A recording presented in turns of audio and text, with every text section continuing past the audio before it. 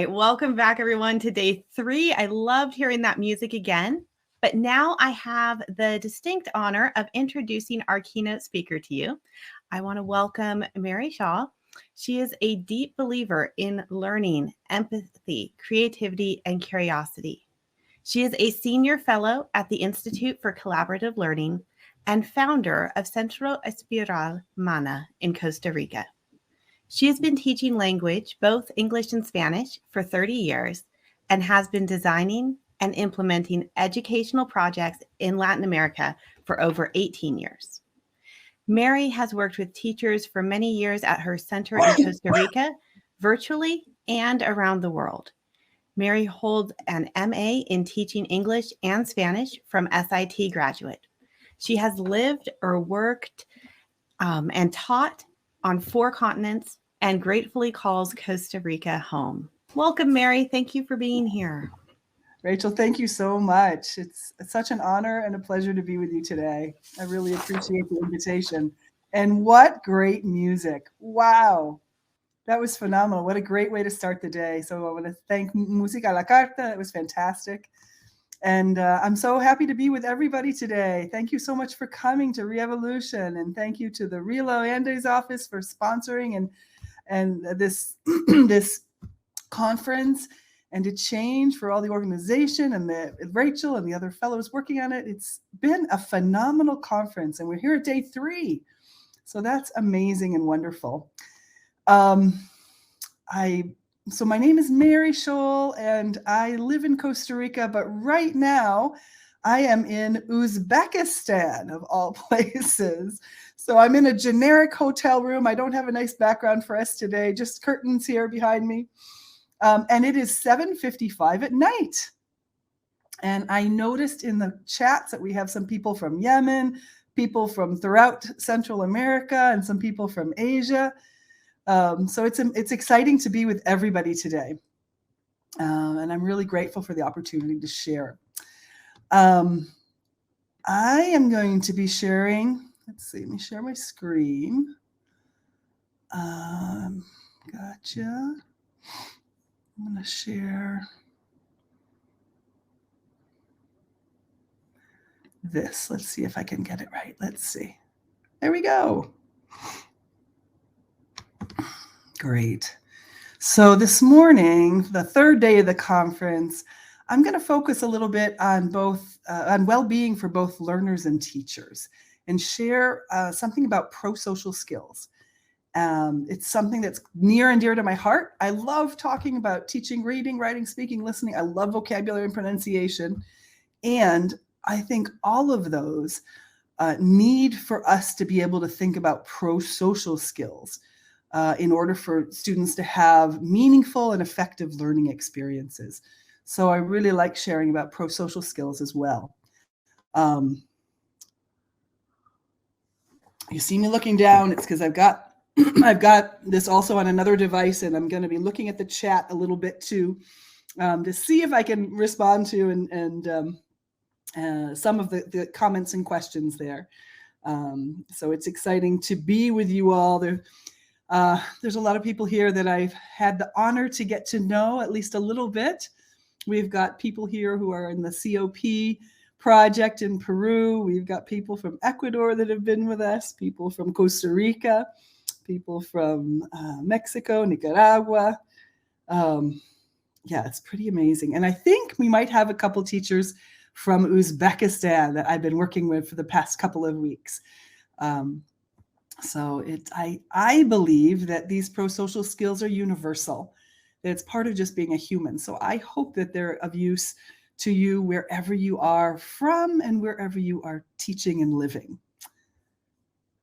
So, and then I have a cold, so I apologize for my coughing. It is cold, it's not COVID. I've had a COVID test. I'm good, it's just a cold. But I'll be coughing a little bit this next hour. The first thing I'd like to offer is a welcoming to everybody. I learned this welcoming in a course that I was taking last year, and I loved it so much. I said to my team of facilitators, like, can we please incorporate this into all of the sessions that we do when we're teaching, because it makes me feel really good. It feels like we belong. And that's my purpose here. I want you to feel like you belong here today in whatever way you're arriving. So welcome, everyone. Welcome, everyone. Welcome, facilitators and organizers. Welcome, Edgar. Great to see you too. Welcome, educators and learners. Welcome, everyone who's tired, everyone who has energy. Welcome, everyone who already knows about prosocial skills and gets it. Welcome, everyone who doesn't know about prosocial skills yet. Welcome, everyone who might be feeling a little lonely and tired from all this COVID, the conditions that COVID is putting on us. Welcome, everyone who feels a sense of belonging. Welcome, everyone who's eager to learn. Welcome, everyone who already knows and doesn't feel like they need to learn. That's okay, too. Welcome, everyone who is tired of being on devices. I'm tired of being on devices. And welcome everyone who's grateful to be able to be on devices. And I'm also grateful to be on devices. That's the way I can be with you today, this morning. Welcome everyone who feels peaceful. Welcome everyone who might be frustrated or annoyed. Welcome everyone. Welcome, welcome. I'm so happy that you're here this morning. The second arrival activity I'd like to do with us is land, languages, and people's acknowledgement. And we also started doing this in the last couple of years in the work that we do at the Institute for Collaborative Learning. It's a way of acknowledging the land, the language, and the people that have come before us, and that we are here because of them. And to bring that energy and that remembering into our work this morning. So the people of the Institute for Collaborative Learning in Costa Rica, myself, acknowledge with gratitude that we live, work, learn, and play on the traditional territory of the Hueta, Bostos, and Rama peoples. We recognize our elders, our teachers, our mentors, and leaders that have helped us be here today and on whose shoulders we stand. We acknowledge as well that our colleagues in Peru live, work, and play on the traditional lands of the Inca, Achuar, Aguaruna, Ashanika, Shipipo, Wambisa, Quechua, and Aymara people, and that people attending this conference from all over the world thrive on land with history and people that we honor. We endeavor to live, work, learn, and play with respect, humility, and compassion. We recognize and cherish all languages of the world, including the languages spoken in the communities and the classrooms of the participants, organizers, and facilitators of this amazing conference. Finally, we acknowledge future generations that will live and care for this earth and for the people that will live here. We strive to give them and their children a safe, abundant, and healthy environment filled with love. I'd like you to take a minute and think about someone or some people that you'd like to remember this morning as we're starting out. What connections do they have to you and to the part of the earth where you're living? On whose shoulders are you standing today? And could you write in the chat, who would you like to honor this morning? Who would you like to remember this morning?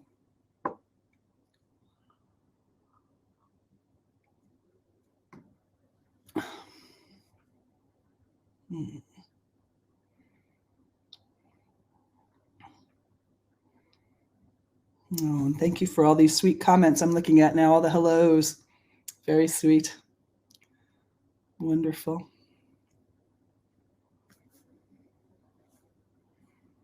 Who would you like to remember this morning? Ryan says her mother. Thank you.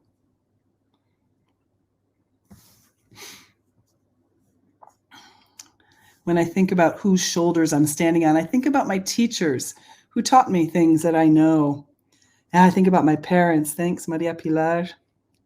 Mothers, parents. Yes, husbands, brothers. Yeah.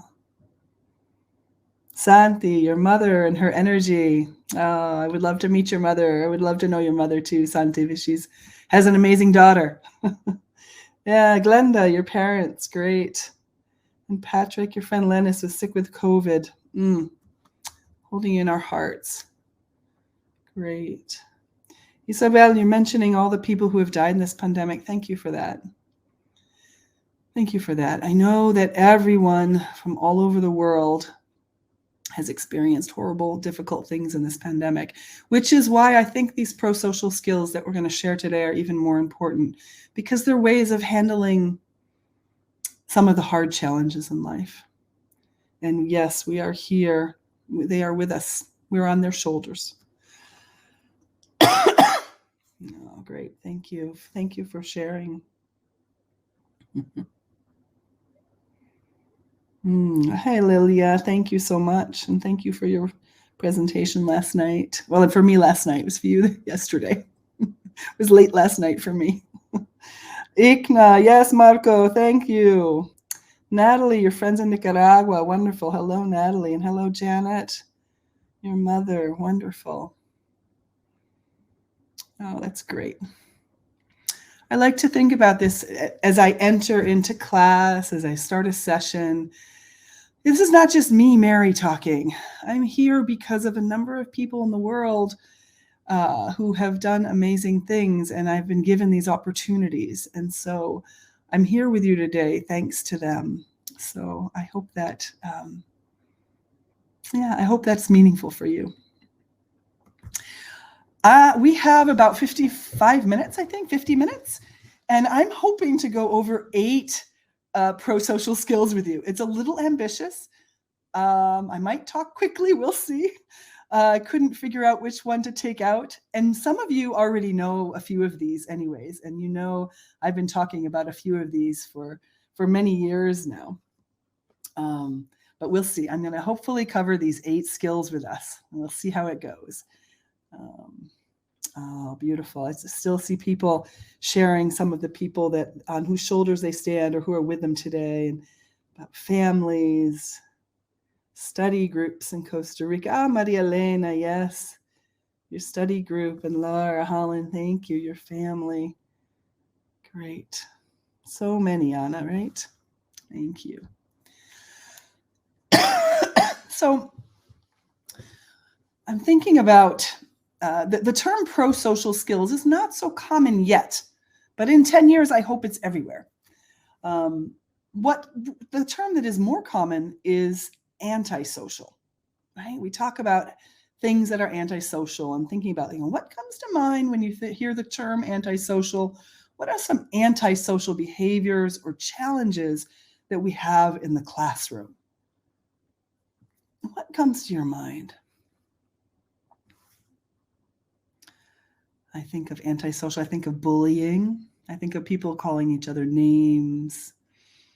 I think of certain competitions that leave people out. I think of meanness. I think of lack of collaboration.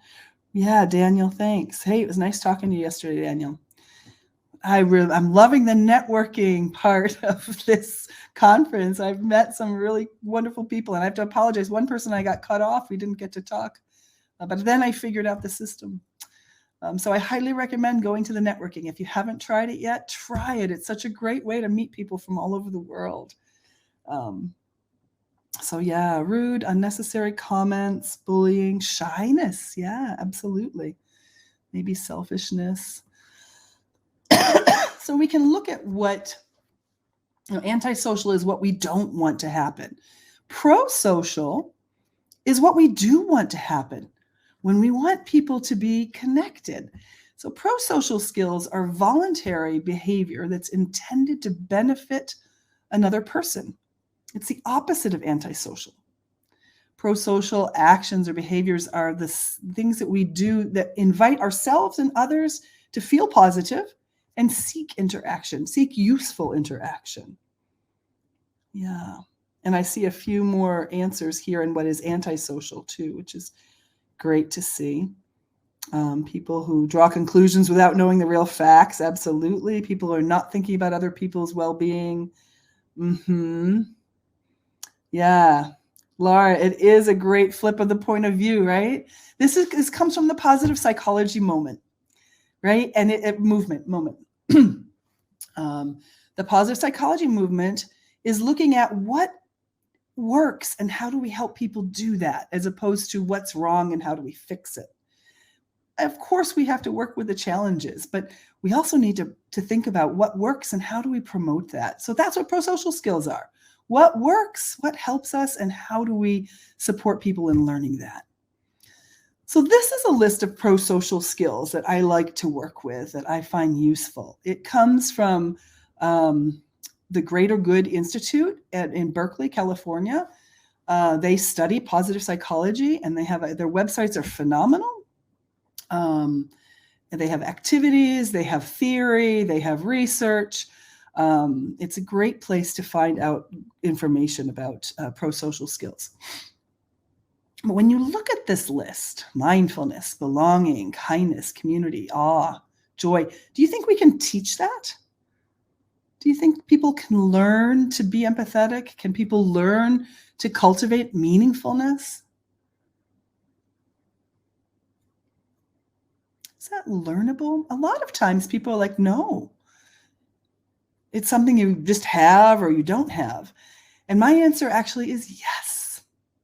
We can so learn all of these skills, and we can help our students learn them too. I know we're teaching English, but we're not teaching English. Well, I mean, we're teaching English to students, but the students are humans. So we're teaching humans first. And these are skills that I think if we include them, even just a little bit, it will enhance the atmosphere in our classroom, and it will enhance the learning experience, not only for the students, but for me, for you. So they are learnable. My own, yeah, thanks, Daniel. Thanks, Liliana. Yeah, we can. Great.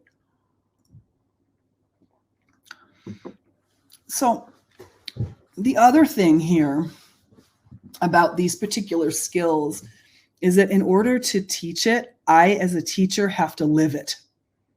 My own competence is critical to create the environment. I can't teach it in a way that if I'm not practicing it. First of all, everybody knows, right? If I'm teaching you about how to be kind and I'm not being kind, then we all know, right? And then it doesn't work. It's not authentic.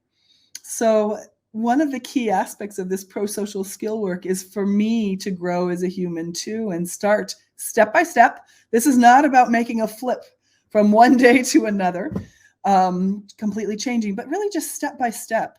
And I want to tell you a funny little story. I have a teacher in El Salvador that came and took a course with me in 2005. And then she came back or maybe 2006, I don't remember. And then she came back in 2017. Excuse me. And halfway through the second course, she's like, Mary, I have to tell you something. She said, you're so much nicer now. Oh, I loved it. I was like, yes, I think I am too. I have a lot of empathy for the Mary in 2005 because I was starting a school, doing all of the administration, all of the teaching, all of the everything. And it was a lot of fun, but it was really stressful. And I can imagine that I didn't have a lot of space for kindness, or as much kindness as I would have liked. So when she told me that, I felt like it was a really beautiful self-assessment of like, oh, I've grown, I've learned, that's great. So, and I was also very happy because I would like to be a kind person. So it was nice to get that feedback. All right, we've been here for a little while. We've been listening to music. Hopefully you were grooving, but now I've been looking at the screen. So I want to take just a second, look away from the screen. What we often say is 20 meters for 20 seconds. But make sure you can exercise your eyes. If you want to stretch your body, stand up and move around, be like this cat. We do a lot of things online. We need to make sure that we take breaks from the screen. If you want to drink, don't forget to drink. All right. So the first core concept that I have here cultivating and practicing prosocial skills helps build a strong foundation for positive interactions and relationships. That's number 1. 7 to go. Number 2 we're going to look at is Sawubona. And I know some of you have learned Sawubona. We teach it in a lot of our classes. It's a greeting. And one person says Sawubona, and the other person responds and says Yebo Sawubona. And since I'm alone up here on this stage, I'm just going to use my 2 little hands. We have the left hand and the right hand. So my right hand says Sawubona, and my left hand says Yebo Sawubona. We have a little greeting. Then we say hi to Mary. My right hand says Sawubona, Mary. I say Sawubona, right. Yebo Sawubona, right hand. So this is a greeting. You could practice it. Try it out. Try saying it. Sawubona, Yebo Sawubona.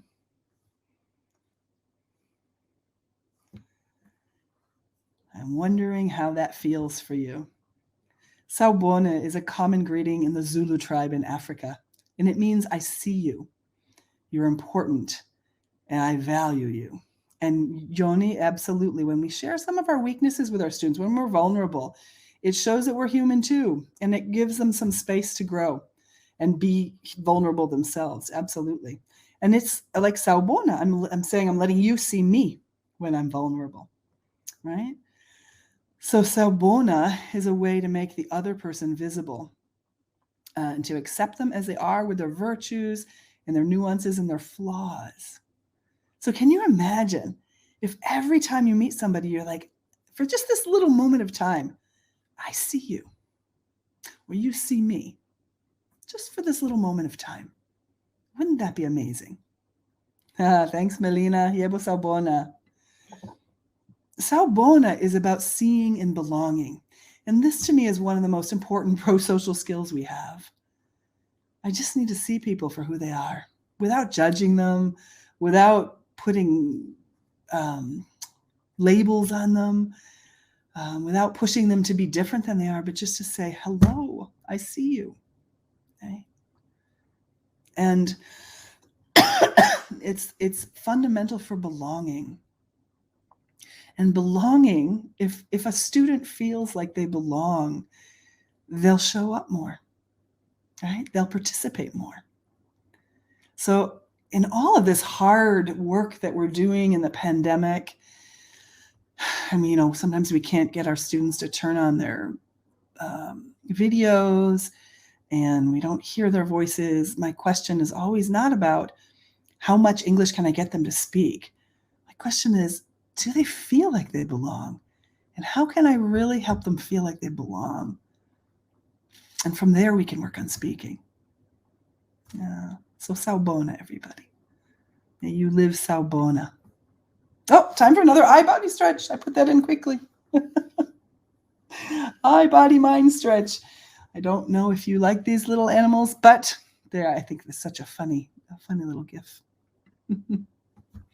So our second core concept is Sawubona. Seeing people for who they are without judging them is foundational for our work. I see you, you're important to me, and I value you.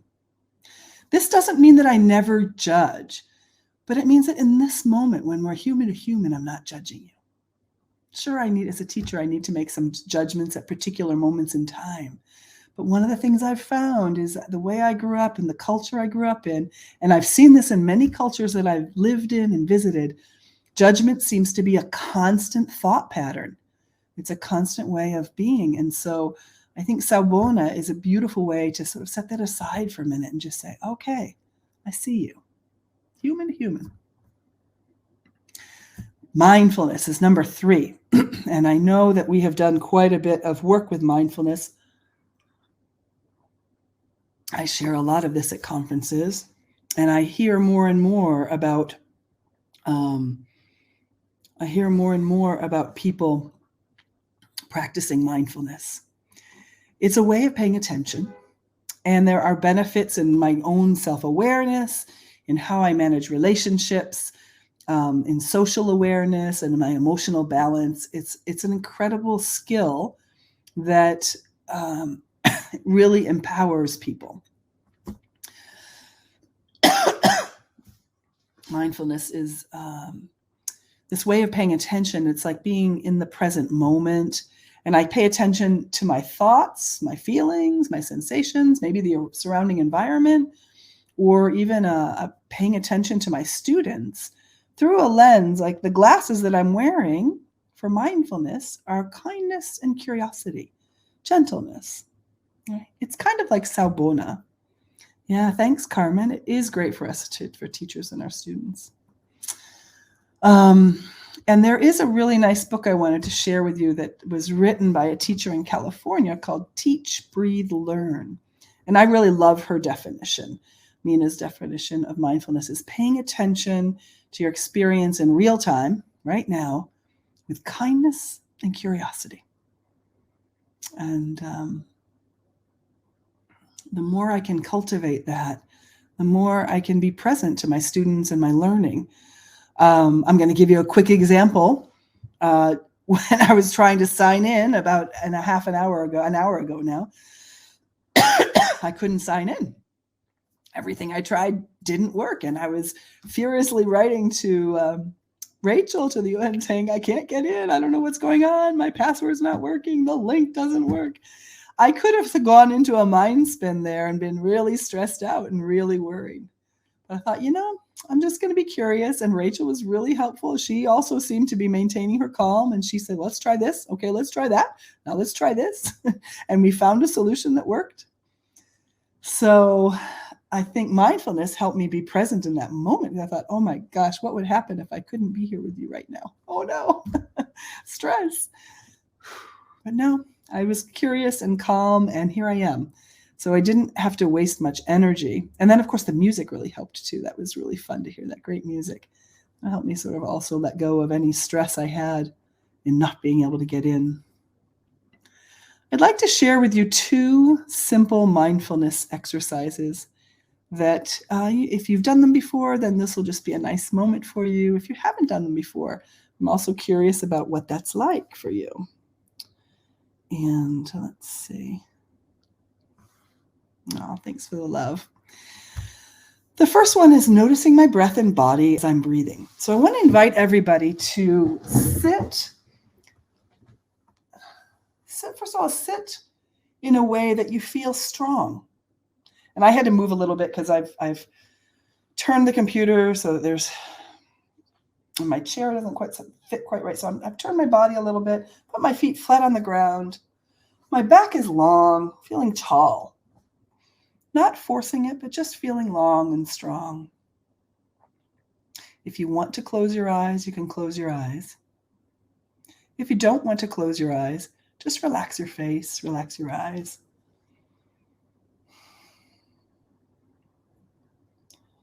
Just let your breath be and notice your breath. Just notice it.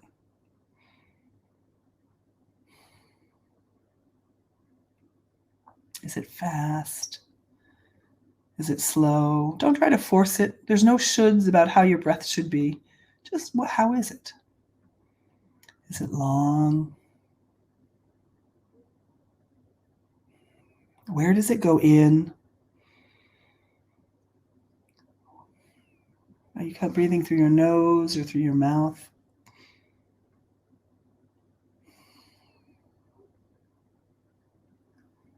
When you breathe in, what happens in your chest, your upper chest, your middle chest, and your belly? Do they move?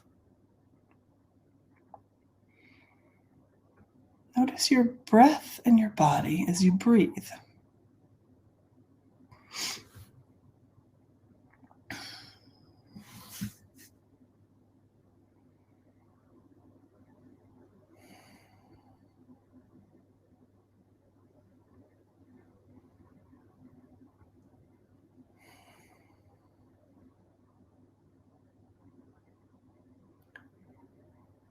And if your mind starts to go someplace else, that's okay. If you start to think about getting a cup of coffee or wanting something, it's okay. Just say, oh, I'm thinking about coffee. I'm going to come back to my breath.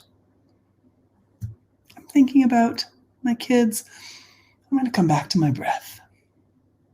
So if your mind wanders, just let it come back. Invite it back.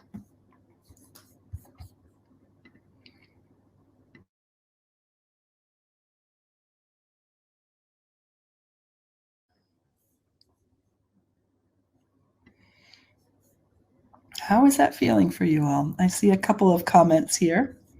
Which is very sweet, relaxing, be calm and respectful. Loose feels relaxed.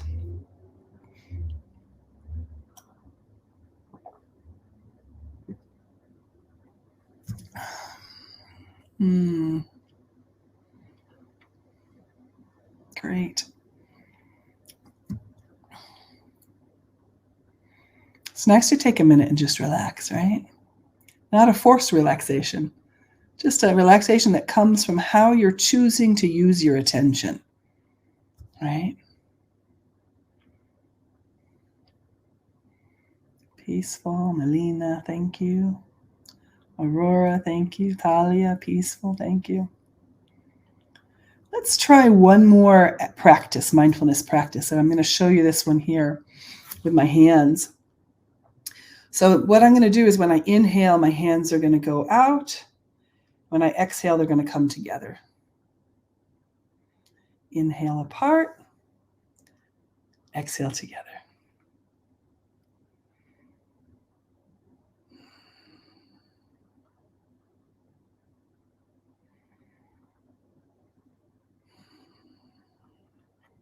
I'd like to invite you to join me to do this maybe 10 breaths and see what that feels like.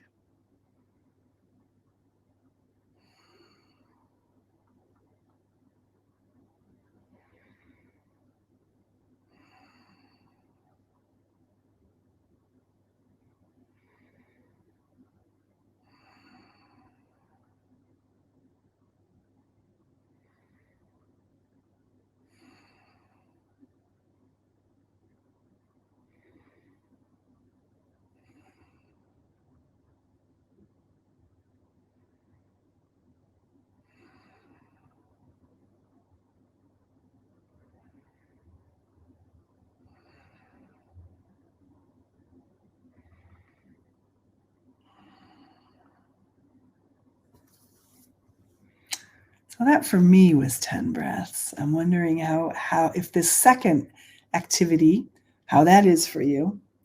If you tried it, this is an interesting thing about these online worlds too. I can,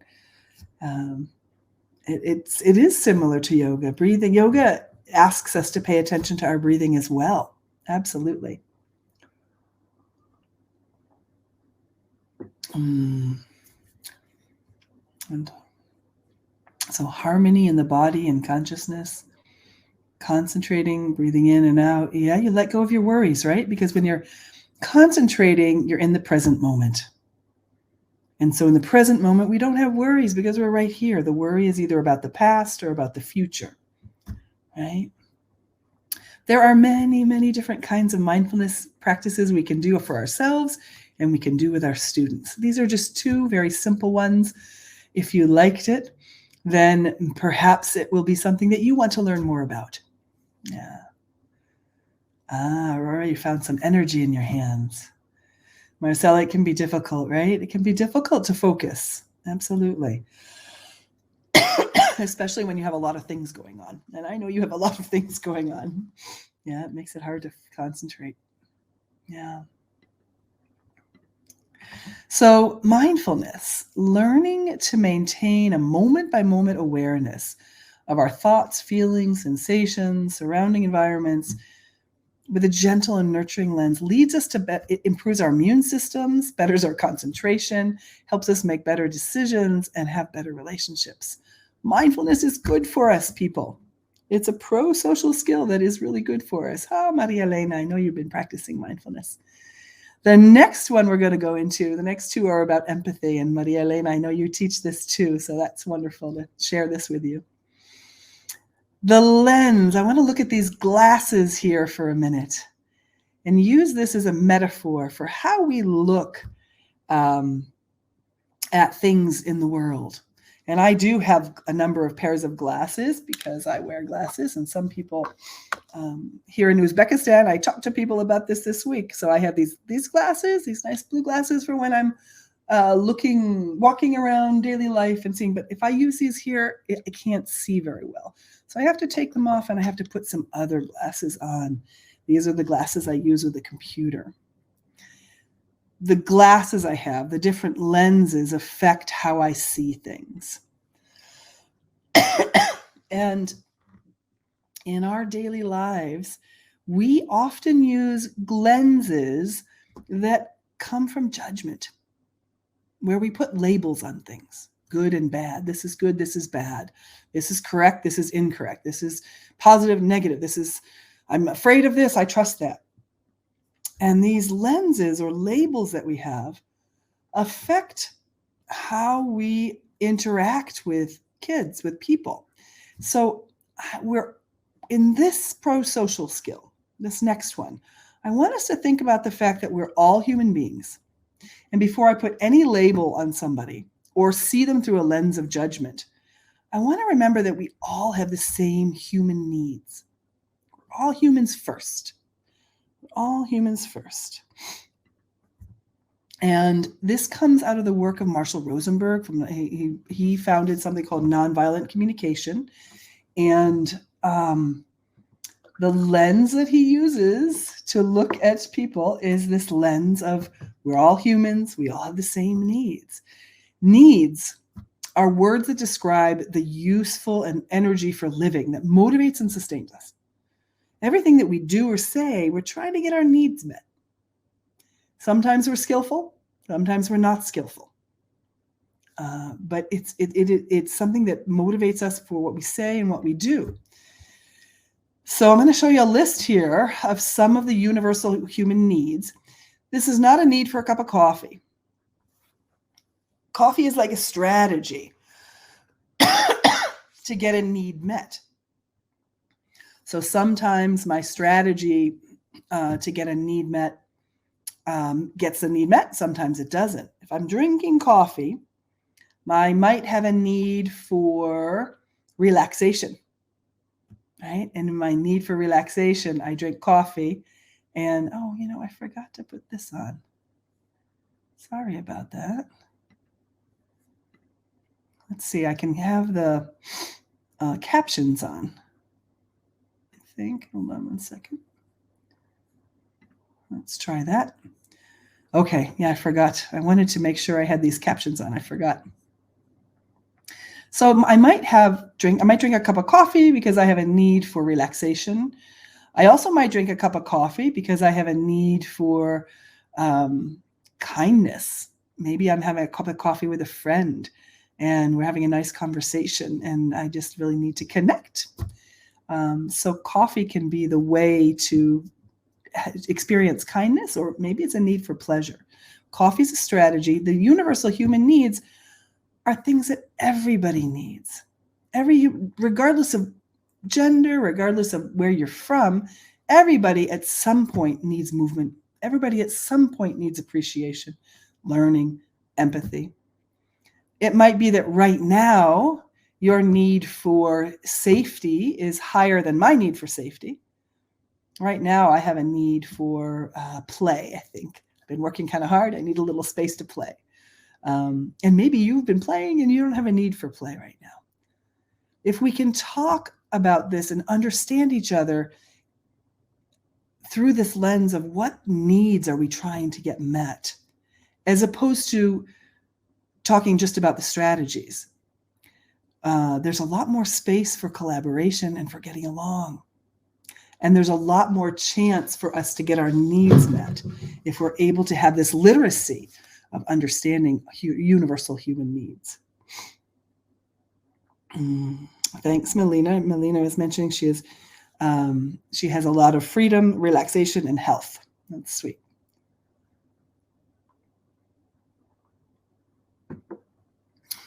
Which of these needs do you have a lot of in your life right now?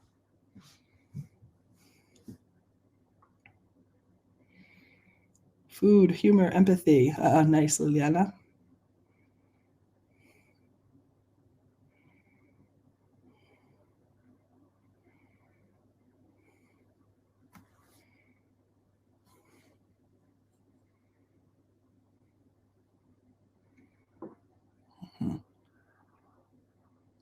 Empathy. We often think about them as what we don't have. Sometimes I think it's important to think what we do have. They're both important, but thinking about what we do have helps us really see what is good in our life right now. And then there's also the question of what would you like more of? Makfusa, thank you. Appreciation, peace, and health. I'm guessing Makfusa is from Uzbekistan. Appreciation, empathy, connection. Nice. Oh, hi, Caitlin. Safety, food, and love. Wonderful. Natalie's got choice and connection. Great. Beautiful. That's a lot of goodness out there. We can also think about what we'd like more of if we don't have enough of something. So I use these lists to think about, what do I have? What would I like more of? And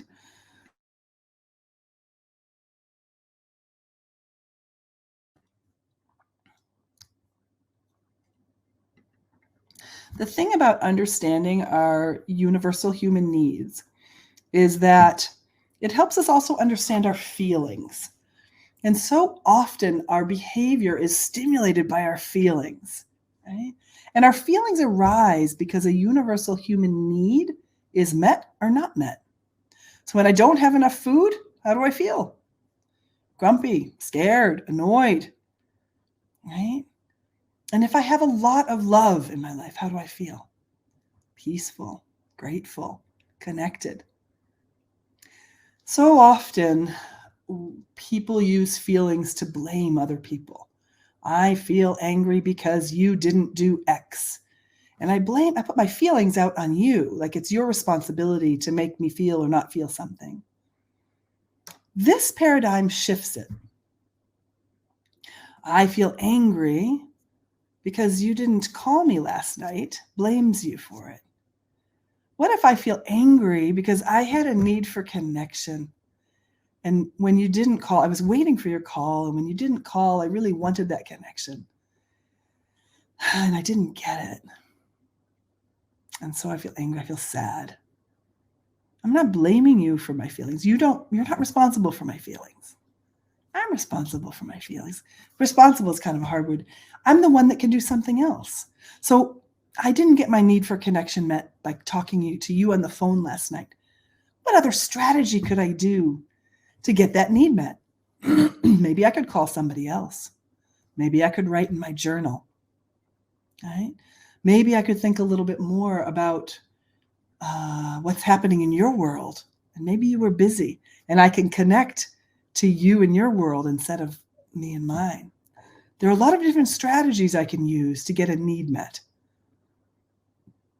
When I come at this from this angle, I'm empowered. I'm empowered to grow. So feelings arise because a universal human need is met or not met. And I'm going to skip over this slide. And this lens of universal human needs helps me understand that. Oh, another mind-body stretch. Another look away. Great. Just like a bird, spread your wings. Look away from the computer. So the prosocial core concept here is that one of the foundations for empathy is that feelings arise because a universal human need is met or not met. Not because you or somebody else did or didn't do something. Right? This gives us a chance to then strategize and think about all the different ways we can get those needs met if they're not met. And it gives us a reason to celebrate when they are met. This links directly to the next core concept I'm going to talk about, which is knowing your intention. And I want to think a little bit about these 4 words: pity, sympathy, empathy, and compassion. I'm curious here, do you know the difference? Could you define the difference between these 4 words?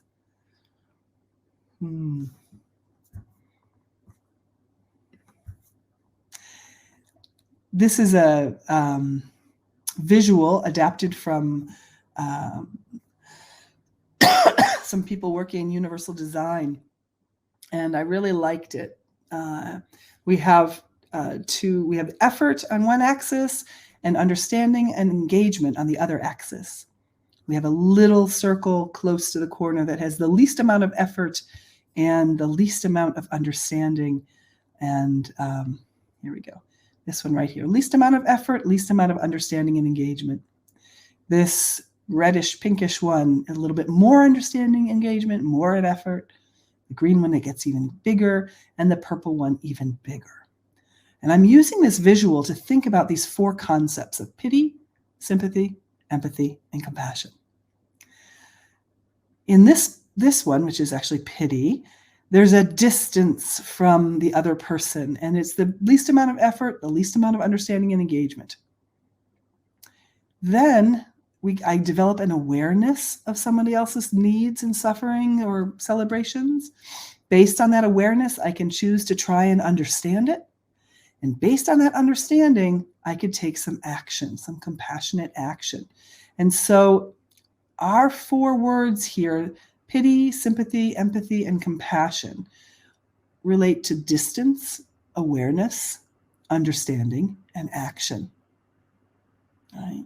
So when I pity somebody, I feel sorry for them, feel sorry for their situation, but I distance myself from them and I don't see me and you. I don't connect. When I feel sympathy for someone, I'm aware of their suffering.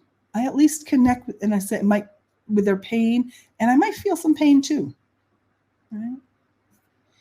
When I empathize with someone, I am striving to understand their experience, either intellectually or in my body, but I'm working to understand it, and I'm connected, and I'm trying to connect. And then, based on that understanding, if I have a deep sense of empathy, that compels me to respond in a way that contributes to your well-being, and that's compassion. Right? I'm acting in a way to contribute to your well-being. When possible, I ask permission to support you. I check in to see if what I want to do is helpful, and my well-being is connected to your well-being. So as a teacher, I need to understand what my intention is. Is my intention to keep distance and to pity? Is my intention to stop just at awareness because that's all I can handle? That's okay. Is my intention to really empathize, or is my intention to act with compassion after empathizing? It's really helpful to know this because a lot of times in the past, before I understood the differences in these 4 words, I thought I was acting compassionately, but actually I was often distancing myself from other people's problems. And so this difference has really made me think a lot about knowing my intention and understanding that compassion is empathy for you, which compels me to respond in a certain way. That empathy, I'm striving to understand your experience and connected to you. Sympathy, I'm aware of your suffering and I connect with you. Maybe I'm feeling some pain too. And pity, I feel sorry for you, but I'm distancing myself. I'm not really connecting. I think especially now in the time of COVID, it has been really hard for so many people. I understand distancing. It's hard to hold that much suffering. And it's important as teachers for us to find people who will hold our suffering with compassion, because that's really what helps us recover and develop more resilience in challenging situations. So the 5th prosocial skill core concept is knowing your intention in order to live it. Compassion, empathy, sympathy, they involve effort, understanding, and engagement. All right, the next one, number 6, is intentional listening. Intentional listening is being aware of my purpose for listening, and based on that purpose, kind of evaluating the impact when I'm listening to see if the strategy I'm using is achieving the purpose that I have as a listener. Right? I know we all talk about listening it's a receptive skill, but how we listen impacts how people will speak to us. And so learning about different intentions for listening can make a huge difference in developing relationships and having really having good connections with each other. So if the purpose that I'm hoping for when I'm listening isn't being achieved, I will either change my strategies to try and achieve that or change my purpose. But I become a more agile and more effective listener in serving other people's needs. So there are lots of different kinds of listening, kinds of intentions. I get active listening and empathetic listening, contemplative listening, appreciative listening, reflective listening, selective listening. Sometimes I'm just listening for certain things. There's so many different kinds of listening. I'm going to share just 3 today. Active listening, something I think many of us learn in psychology classes. And yes, Laura, it is important in all areas of teaching. Success in active listening is achieved when the speaker tells the listener she's correctly understood what she's trying to say. Oops, we're missing a word there. Whatever we're trying to say. So that's success. So you're telling me a story and I can say back to you the details of the story so you know that I understood those details of the story, right? So I often use words and the same words that have come out of the speaker's mouth, right? Empathetic listening is when I'm trying to put myself in someone else's shoes and really understand their experience of their reality. So I'm not just echoing back what I hear. I'm not just getting the layer of what the storyline is. I'm also thinking about how are they experiencing that story. And I'm successful as an empathetic listener when the speaker shows that I've understood their experience. Not necessarily the facts of the story, but their experience. Yeah. And the third kind of listening I want to share with you is contemplative listening. This is not a conversation. It's not about the person who is listening. It's only about the speaker. And in contemplative listening, I am intentionally just really listening to the spirit that is behind what this person is saying. I'm not trying to label or judge. I'm just accompanying them as they're sharing with me whatever they want to share. And I'm not actually speaking very much. When I'm contemplatively listening, I'm not actually responding. I'm not using or oh, and I'm not going to interject with questions. Because when contemplative listening is successful, when the speaker feels that she's finished expressing what she wants to share. So I might just ask, have you said everything you'd like to say? Is there anything else that you'd like to add? But I'm not necessarily going to show empathy. I'm not going to do active listening saying, I heard you say X or Y. I'm just going to be fully present with the person and the spirit in which they're speaking. All right. So those are 3 different kinds of listening that really help connect with the speaker. And they help create a more pro-social experience between people. And there are other kinds of listenings as well that I have listed here, but those were the 3 that I wanted to share with you today. So we're almost there. We've got 2 left. We're almost done. Intentional listening, we can choose our intention for how we listen to support the speaker and promote connection and understanding. The next prosocial skill, number 7, awe. Oh, I love this. This is an amazing prosocial skill. And I just love sharing it. So what I want you to do is look. Yes, makfusa. Exactly. Some people don't listen. They're in a hurry. And then we don't connect. It's not prosocial. That's why we need to practice our prosocial listening. And that takes a lot of work sometimes, because a lot of times we're not, that's not our intention. Right? Thank you for that. So we're going to look at some pictures right now, and I would like you to just notice, what do you feel in your body when you see this picture?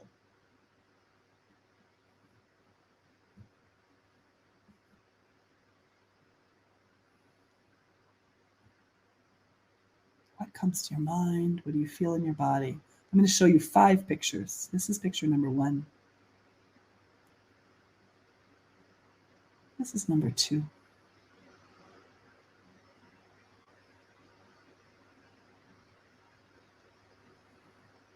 This is number 3.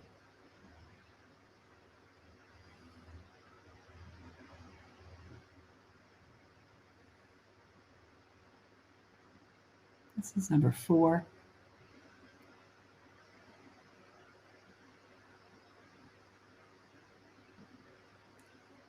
This is number 5.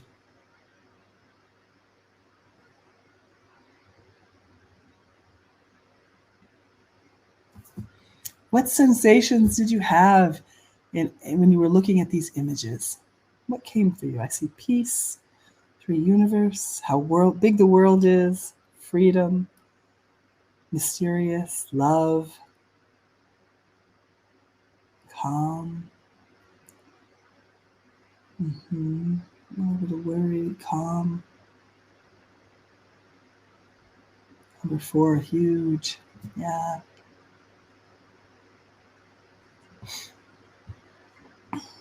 Some worry. Interesting. Amazement and wonder.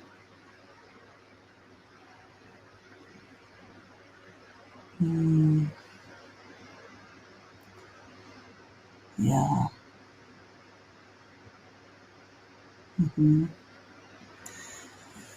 Well, these things that you're describing relate to awe. So awe can be experienced. Awe is this feeling of being small in the face of something big. It's the wonder. It's the it's being part of something bigger than we know. And we can feel it when we're in the presence of beautiful nature or art, watching music. Boy, the music this morning can invoke awe. It was just so great to hear them sing and connect. It was nice, but even more than that, like how amazing that they were someplace in Peru playing this music and we're all over the world just listening and jamming with them. That's amazing, right? When I witness an act of great altruism, having a spiritual and religious experience, what I would love to also see is teachers starting to notice the amazing things their students are doing and feel that awe. Feel that feeling of just how amazing it is. I mean, how amazing is it that they show up? Yes, interconnectedness, absolutely. And how amazing that they learn.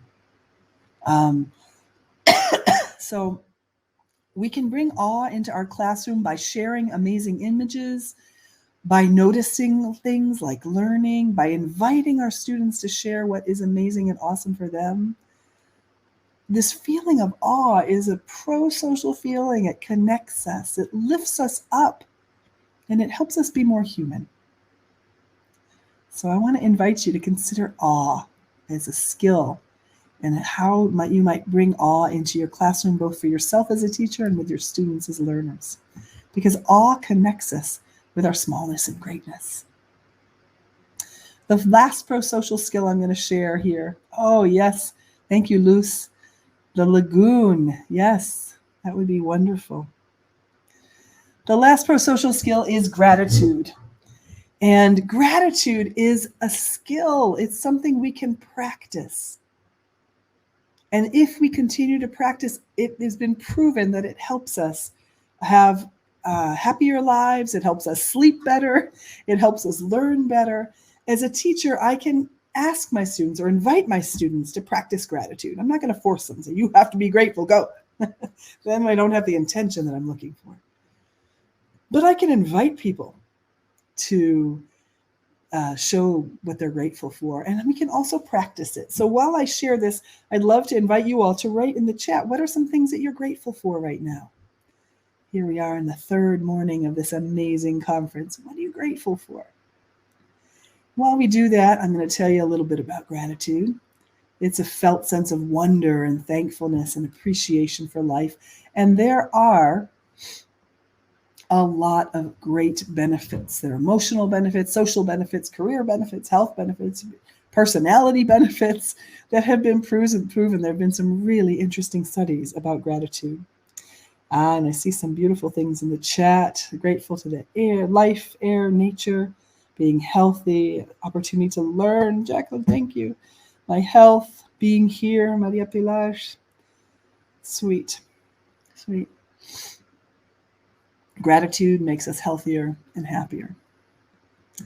I have a few activities I like to do. This activity I invented in Peru at a conference. We played the gratitude battles, where we would get up and we would battle back and forth, where one person says what they're grateful for, and the other person, you take turns back and forth saying what you're grateful for. And then if someone repeats the same thing, the other person, quote unquote, wins. But it's a really sweet way to practice being grateful. And students love it. It's a lot of fun. Adults love it too. So I see a lot of beautiful gratitude in our chat. Marshall Rosenberg offers us these 3 different components of gratitude that I think are really nice to describe the action or object which contributes to our well-being, and explain specifically what need was met. What of those universal human needs was met, and then express the feeling that's connected to that need. So I'm going to share with you all that having the opportunity to talk, I don't usually like to talk for a whole hour. That feels crazy to me. But we do that in these plenaries. And oh, Janet, I'm glad this is relaxing. I love that you've been participating in the chat. And I really appreciate that you showed up. We have 170 people here, it looks like. That's pretty darn amazing. And having the opportunity to share about prosocial skills really is such a gift to me, because I have a need to contribute to others' well-beings. I really care about peace. I care about well-being. I care about learning. And so my need for contribution is being met. And I'm just so grateful and so happy to have been able to share this with you. So thank you for that. And I have this sweet there's this Buddha doodles here. If you only say one prayer a day, make it thank you.